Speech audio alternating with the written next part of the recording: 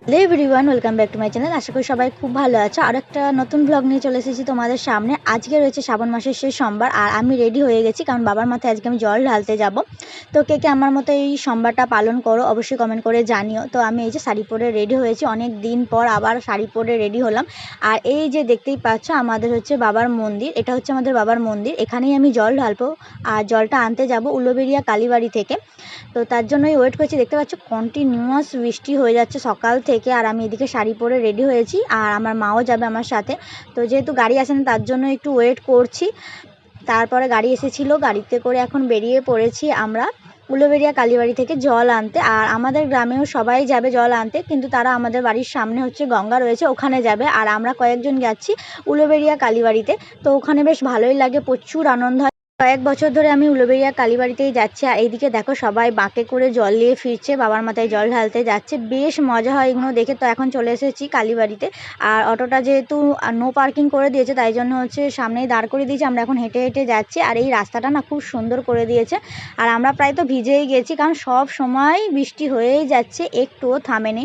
আর এদিকে একটা সুন্দর মুহূর্ত দেখলাম যেটা খুব ভালো লাগলো। এইদিকে দেখতেই পাচ্ছ কত সুন্দর করে বাঁকে করে নিয়ে যাচ্ছে। আর এইদিকে দেখো এই বাঁকটাতে একদিকে জল আর একদিকে হচ্ছে বাচ্চাটা, মানে বাচ্চাটার ওয়েট অনুযায়ী একদিকে জল রয়েছে। তো এরকমভাবেই নিয়ে যাচ্ছে, খুব সুন্দর লাগছিল। মানে এটা দেখেই মনের মধ্যে আলাদাই একটা আনন্দ, আলাদাই একটা এনার্জি কাজ করছে। তো যেটা দেখে খুব ভালো লাগছে। এরা ফিরছে জল নিয়ে আর আমি জল আনতে যাচ্ছি। তো আমার সাথে আমার কাকিমা, আমার ঠাম্মা, আমার মা সবাই রয়েছে।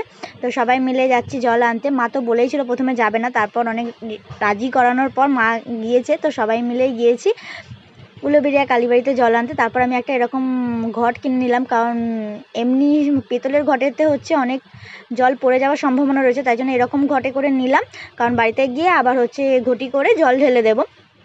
তার জন্য এখান থেকে একটা প্লাস্টিকের কৌটো কিনলাম। আর এদিকে দেখো উলুবেড়িয়া কালীবাড়িতে আজকে ভিড় কত, এদিকে বাবার কাছেও কত ভিড়, ওখানেও সবাই জল ঢালছে। তো চলো তোমাদেরকে উলুবেড়িয়া কালীবাড়িতে মায়ের একবার দর্শন করে দিই। আর উলুবেড়িয়া কালীবাড়িতে এসেছি, মায়ের দর্শন না করলে হয়। তো চলে এসেছি এখন মায়ের কাছে মায়ের দর্শন করতে। তো চলো দেখিয়ে দিই তোমাদেরকেও। এই যে দেখতেই পাচ্ছ আমাদের মা, যাকে দেখলে আমাদের মন ভালো হয়ে যায়। উলুবেড়িয়াতে যারা যারা এসেছো তারা তারা অবশ্যই জানে।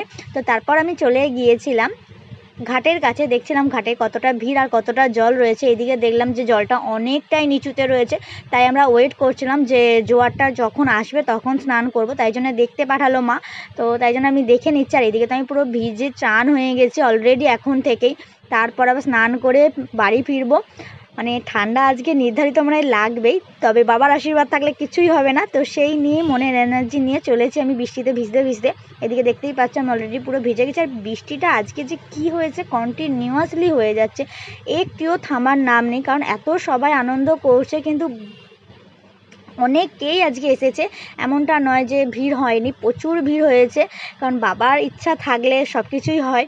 তো সেই টান নিয়ে আমরাও বেরিয়ে পড়েছি বাবার মাথায় জল ঢালতে। ভেবেছিলাম হবে না, কিন্তু হয়ে গেছে। এদিকে আমি চলে এসেছি জল নিয়ে, আর আমারও জল ঢালা হয়ে গেছে। সবাই যাত্রীরা দেখতে পাচ্ছ দাঁড়িয়ে আছে, এখন পুষ্পাঞ্জলি হবে। পুষ্পাঞ্জলি দেওয়ার পর আমাদের আজকের অনুষ্ঠান শেষ হবে।